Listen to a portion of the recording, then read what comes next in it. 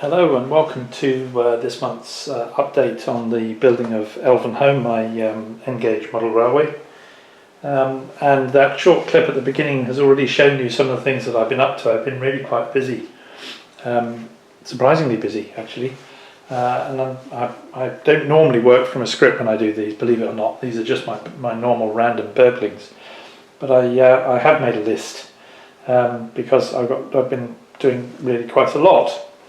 But before I go into what I've been doing over the last month, a couple of things, one of which was, well, both of which were forgotten from last month's update. The first of which was to thank John Davies, who made a suggestion after my, about what should be the name of the tunnel that goes underneath the church. And in keeping with Lord of the Rings theme, he suggested it should be called Underhill Tunnel, which is a perfect name for it. So Underhill Tunnel it should become, and I think this will become Underhill Junction here, and in due course the relevant name boards will appear. I also forgot to mention something which among the many things that I decided to change, I decided to do. But David Auger, in his comments to my last video, made the suggestion that I should do it, which is towards the back of the layout, where currently you will see there is a fairly long goods train, double-headed there, which you saw running in the last one. Now that area up there will happily take 2 tracks. I'll take another shot after I finish this video just to intersperse at this point so you can see how wide it is. And it had already occurred to me, but David also suggested that should be dualled up there. There should be 2 lines running once it comes out of the tunnel. And so it is my intention to change that area at the back there, and after Greyhaven Station, which we'll look at in a bit more detail in a moment, all the way up the incline and round until you get to Sharkey's End, which sits here. You're looking a bit as though you're on a slope here. Let me try to see if I can put it right about that. That's a bit better. To there will be dualled. So I'll put a point just about where that little hut is that you can see. And the track will then effectively give me a goods loop or a passing loop, whichever way you want to describe it, so that passenger trains can still make the journey up whilst goods are waiting to pass and vice versa. So I'm off to Model Rail Scotland on Friday. Been thinking hard about how I'm going to put point motors in there, because I'm not too keen on sinking point motors into the polystyrene for all sorts of reasons, not least trying to cut it. And certainly when I look around here where I've put the wall in, I just have a feeling that I'll cause more damage than, because the point would be just about there, just about where the which truck is the Merle Evans wagon is. So I think I'm going to have a go at using side-mounted point motors, which are designed for 00 gauge, but which I'm assured from various things can be used on N-gauge. So we'll see if that works, and that will allow me to have 2 lines up there, which will really, I think, increase the use of that part of the layout and will work quite well. Now I put there we go. So very grateful to David for his suggestion, which, if I hadn't already thought about it, is a really good one, and one that we will make a big difference, I think, to the layout. Well, as you may or may not be able to tell, those of you that are used to looking at this, there's actually quite a lot been done in the layout this month. And I suppose the best place to start is to start over with the piece that you've seen already, which is the church, which I was talking about last time round. And then I'll come on to the building of Greyhaven Station, which I've also been doing, and I've completed the work on Bagshot Row, and indeed the road behind it, which also now has a name, whereas it didn't before. And I also I think that's the main things, but I've got my list, so I'll work my way through the list as we go along. You may remember that I was talking last time round that I was going to have my first go with using static grass, and also that I'd be building the kit that I got from PD Models up in Scotland, and I'll put some proper links in this time, both in the video and down below, for those of you that might want to go to the websites. PD is spelt P-E-E-D-I-E, and is a Scots word for small. So I was going to build the walls. I had some beautiful etched railings and gates. I'm going to use some static grass to create the churchyard, and then get stuck in with gravestones. And what I'll do, I'll just cut you off here, and we'll go a bit closer to the church so I can show you what I've been doing without zooming in, which isn't always helpful. So I'll be back in just a minute. Well, this gives you a closer look of the church and the work that's been done in the church. The first part was, which I can come in now just a little bit to give a see, so hopefully you can get a bit more detail of the gates. There we go. The kit came up to expectations, I have to say, and it's my first attempt at weathering. I'll go in just a bit further to see if, I mean, this is a resin kit. Yes, that's gone too far. Let's see if I can come back up to the point where I'm going to focus. There we go. Hopefully you'll see that. This is a resin kit which did look all very sort of, white, but it took paint beautifully, and certainly some various weathering powders, and my first attempt at dry brushing with acrylic paints, and they seem to have come out quite nicely. The railings are very fine. You have to handle them very, very carefully. And the super glue I was using wasn't the very rapid stuff, so making sure I didn't stick to the fencing, but it stuck to the wall, was really quite entertaining. But that wall, as I planned it to do, starts there. You can see the hedging, which then takes you up to the wall that's the back of the entrance to the tunnel. Comes round to 2 sets of gates. I did in the end go for 2 sets of gates. Let me just gently move you around so you can see. There we go. I don't normally like doing that, but that probably gives you a better view. And one of the gates is slightly opened and the other one is there. I have a slight suspicion that I've actually fixed them on upside down, but nonetheless they seem to work. And then the fencing runs off to the edge of the board and is bounded, then as you can see here, the fencing goes to there and is bounded by a hedge coming down the back. The church, as you saw earlier, I hadn't really originally intended to put lights in, but when at least when I decided to put it up on the top here, when I built the church, I made a modification at this end, the chancel and where the altar is, because in the original kit, this bit here, you build separately and stick on the back of the church. And although there was a nice big window here, there was no way of, that was just hard, complete plastic, card. And as you probably may be able to see, you can now see the lights from inside through those windows, because I cut a hole exactly the right size. And I'm very pleased with it, I have to say. I had to create a kind of lampshade around the LED which is inside, which again was bought from Kite's Lights, and I'll put a link in the video at this point, because it was too bright, and indeed there was a lot of leakage out of the roof of the building, and I didn't want to spend too much time trying to stop light leaks, so I made a cardboard lampshade essentially and fit it, which then had a tin foil around the outside of the lampshade.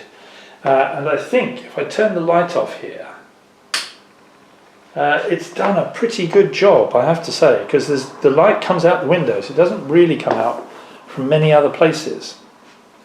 I'll turn it back on again. And then I also took the opportunity, taking up a bit higher, to stick it's stuck down onto the board. And as you can see, there's various foliage in that, but that is also having the effect of stopping any light leaking out from around the church. My first attempt at a scenic pathway which I'm quite pleased with, I have to say. It seems to come out okay. Now the only thing about this, of course, is that the board has to come off completely. And by wiring something in, I had to overcome how I was going to deal with that. And essentially, it is by the use of these wonderful chock blocks here, which is the kind that I showed you before, which I used for the signalling system, a point system. This is a plug, and that's a socket essentially. And I can take this off, and then the whole board lifts off, and obviously just plug it straight back in when I'm finished, and that seems to be working really quite well. So the church is now done. The next thing, which I'm currently working on, is the gravestones. I'm just going to get to the gravestones. I'm not sure if I showed you the PD models that I'd got of gravestones. I've got a little box of gravestones. Some nice wee diddy ones. If I bring one up, there is an obelisk, which I've painted. I painted these. I didn't ask them to do them, but they will supply them painted. I've got a Celtic cross already, which is really quite small, but there you go. And various other sort of normal gravestone-y type things. Now, that little lot cost me, I think it was about £15. And I'll insert at this point a picture that I've taken of the plan of the graveyard, which I made, and I reckoned I'd need about 100 gravestones in total. And whilst the model ones are really very good, that would work out really quite expensive. So I'm having a go at doing my own gravestones, which is, one of the other many skills that I'm developing is that of a monumental mason. Using just plasticard. I think I showed you in the last video a trial that I'd done. That gravestone was much too small, but I'm trialling at the moment. I don't know if you can really see these. These have yet to be painted, and it's really just about shaping the top end, not too precisely, because of course these gravestones are of some age, so they will have weathered, and various sizes, and occasionally putting a sharp point on the end or a rounded end. And I'm about halfway through doing those, and then they've all got to be painted, and then we'll see what one or two of them look like on the in the graveyard. Very fascinating. I had to do some research just to see how do you align a graveyard, and generally the practice is that the church is on an east-west axis, and most graves will be on an east-west axis. That's in the Christian church. That's sort of general practice, but there's no doctrine behind it particularly. And certainly as the 19th century wore on and graveyards became full, the sexton fitted people in as best he could to ensure that they could get into the graveyard of their choice. And certainly in Edinburgh I went to two graveyards. One is a Church of Scotland graveyard, which has never followed that practice apparently, and people were buried facing all points of the compass. The church was on an east-west alignment, but the graveyards were all over the place. The other was an Episcopal Church of Scotland, so more in the Anglican tradition, and it similarly had people facing all points of the compass, really as so they could be fitted into the churchyard. Now that's quite helpful because it means I can have a quite full graveyard, and I'll also want to be putting some things in like trees and the rest into here, which Model Row of Scotland is where I'm going to be sort of picking those sorts of things up. So I had my first go using 1mm and 2mm static grass. I think this is the summer blend, so broadly it's going to be summer, having decided that. That's come out not too badly, good enough for a graveyard. I wouldn't want it as a bowling lawn. I don't know if I can go in a bit closer. But it looks quite fine, and certainly the beauty of painting the underneath gives you that earthy feel. And once the graves are in, I think it will look very good. I'm really quite pleased with that part of the board at the moment. So the next thing to talk to you about is Greyhaven Station. When you saw it last time, I think it had a makeshift platform, which has now returned to being the temporary platform for Sharkey's End, and a piece of card to demonstrate the stairway.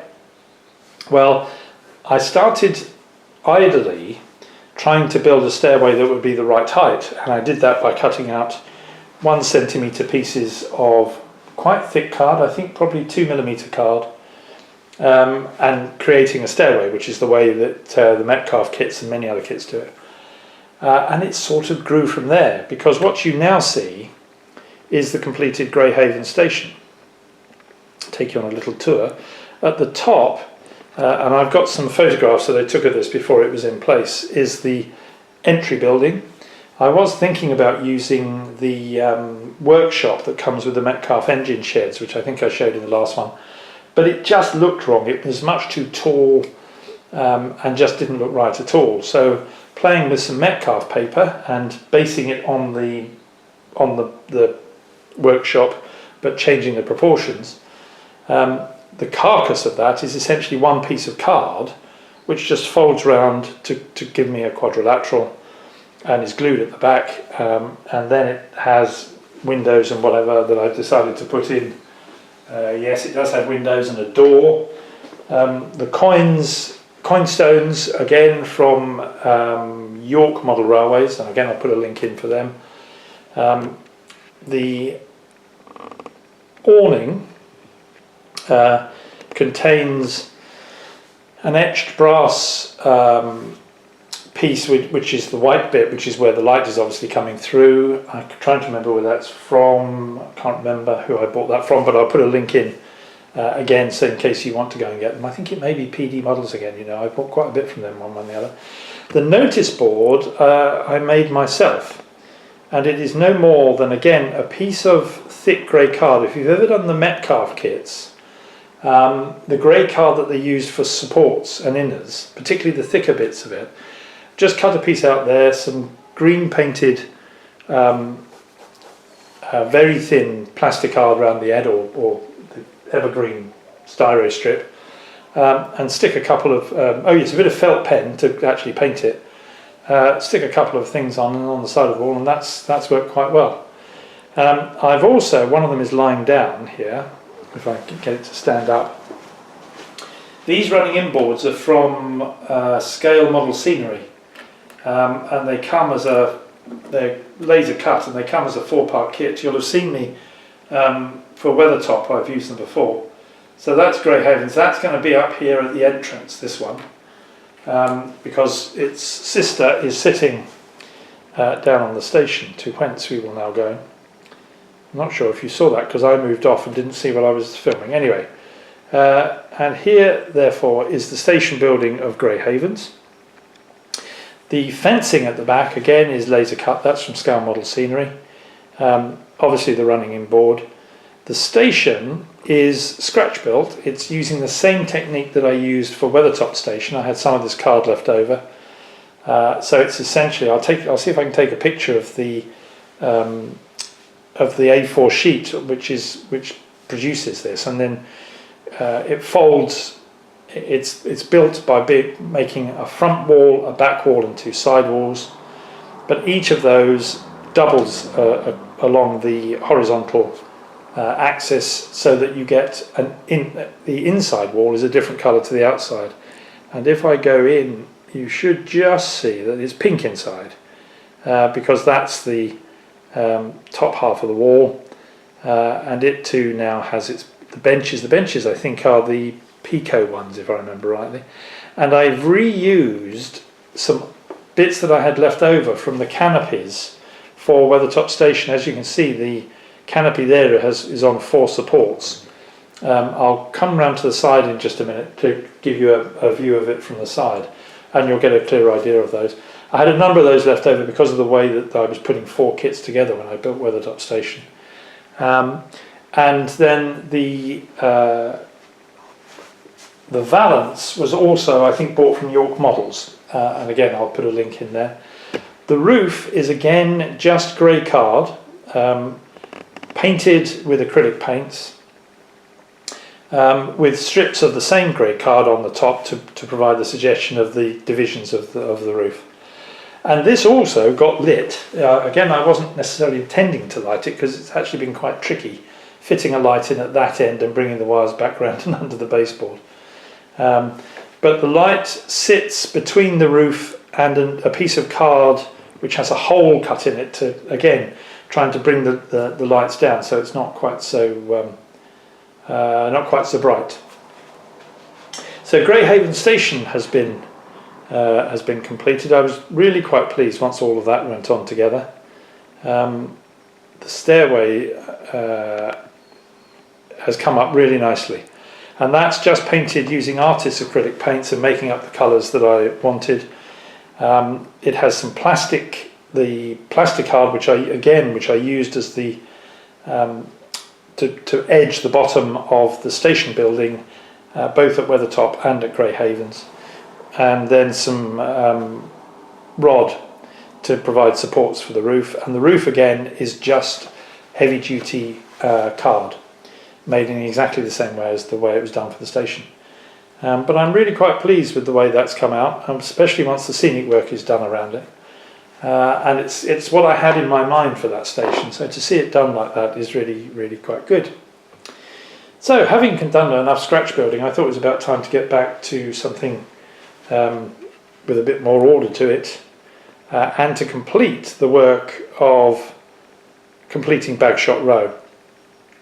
When you saw it last time, I think I had about 2 kits of houses to do, and I think 2 kits of shops. I think I had 4 shops that needed doing.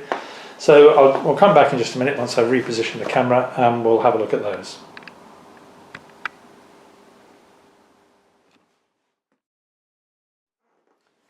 Just before we go and look at the houses, I'd forgotten that I'd promised to show the stanchions on the supporting the roof on the station, and those are made up by cutting down parts of the canopy kit that I had left over when I built Weathertop Station.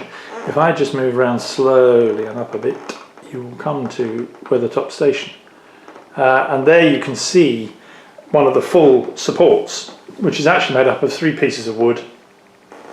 The bit that you can see immediately facing you has 2 slots either side, which receive the cross members to attach it to the next canopy, and a similar piece of wood is stuck on the other side to provide similarly holes to receive to attach to the canopy going the other way. In the middle there is just the design of the canopy, which I've always thought looks really nice. And as I had one left over, essentially I butchered it by taking out the middle section, and I had a couple of those left over, and lo and behold, I had 4 stanchions to support the roof of the canopy for the platform, which is really very useful. So it just shows you it's always worth holding on to the bits left over after you've done a Metcalfe kit, because you really never know when you might use them. Talking of Metcalfe kits, let's go and have a look at the work that's been done finishing off the street, Bagshot Row, and its neighbour street, which has been named.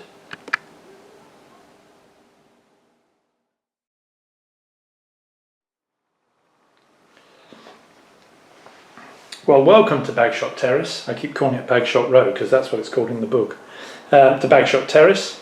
In fact, this building has just suffered an earthquake and has moved out of position. That's better.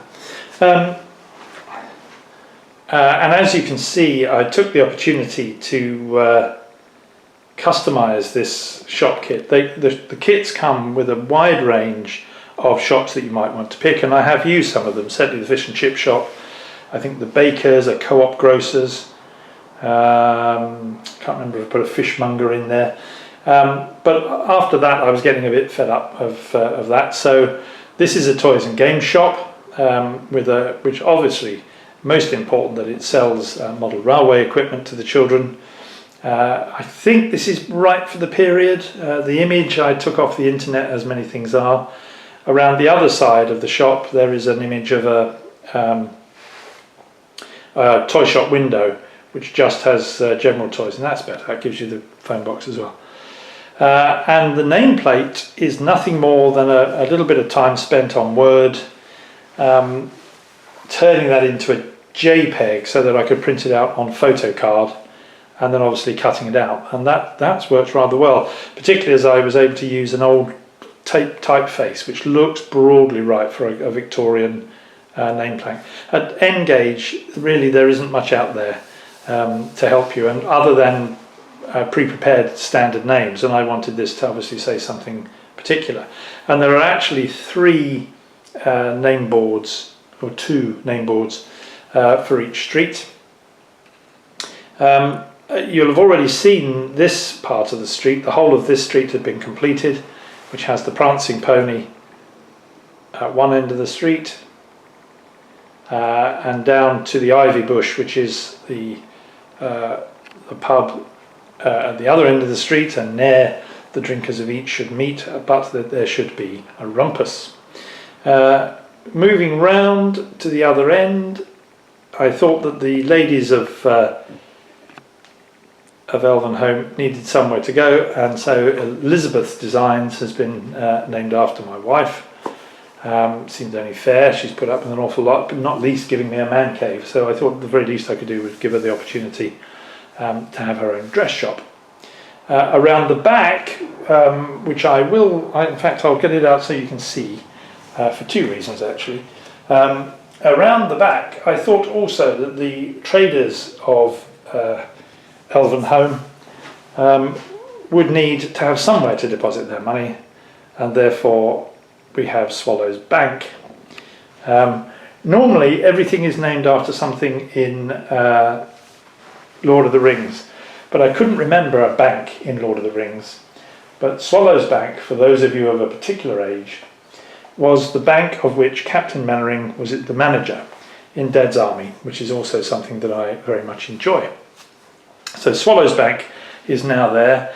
The technique for getting the frosted window on the bank, I was trying all sorts of things. And eventually I came across somebody who said, just sand a piece of clear plastic with wet and with various grades obviously of sandpaper until you get a frosted look, and lo and behold, that's what you get. So there's some clear plastic in the window, onto which has been put some sanded plastic. The glue marks look rather bigger there than they do in real life, but I'm really pleased with that.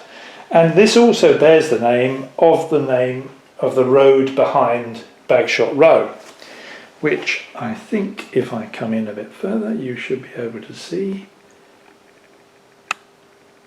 is Longbottom Terrace. Those of you who've read Lord of the Rings or have seen the film will know that hobbits like to smoke, and the finest leaf is the Longbottom leaf, which is, I think, actually an area of the Shire to the north of Hobbiton. And so finally I managed to think of a name. I couldn't really get to it. But as you see, the technique of using Microsoft Word and then printing out on photo paper as an image works really well. I'm really pleased with the way that's come out. So those are my street names. And believe it or not, that's about it for this month. I have been doing a tremendous amount because I have the time to do it and I've been able to really get stuck in. Really looking forward to going to Model Rail Scotland on Friday. Some point motors will be coming home with me, no doubt some other scenic material. I'd like a bit more, some trees for the cemetery, and also that I'll need trees for how I intend the road to sort of appear from between them. And so now, as I always like to do, I've got some various clips that I've taken of trains running, particularly into Greyhaven, and one which I put on the railmodeler.com Facebook page, which got quite a lot of likes, because it gives, and not least I suspect because it had a Farish castle with sound fitted hurtling past towards the end. So a short running session at the end. Thanks very much for listening. This has been something of a marathon, but I really have been rather busy, and I look forward to speaking to you again. Well, possibly in a month's time. One of the things I'd be interested to hear from you, I try to do these about once a month. If I find I'm going to be doing this level of work regularly, I think this may make these rather long. If you would prefer me to do more shorter videos, then let me know in the comments. Please, if you haven't already subscribed, please do subscribe. Thank you to all my subscribers. I'm now up to about 630, I think, subscribers. Grateful to all the new ones that have joined since last month. Feel free to like, it helps no end if you can like the videos. And please do let me have your comments, as you'll have heard from the last few videos. Happy to respond to them at the time and to pick up on ideas that have been given to me. So I think that's about it for now. So enjoy the running session that's coming on, and I look forward to speaking to you in about a month. Bye-bye.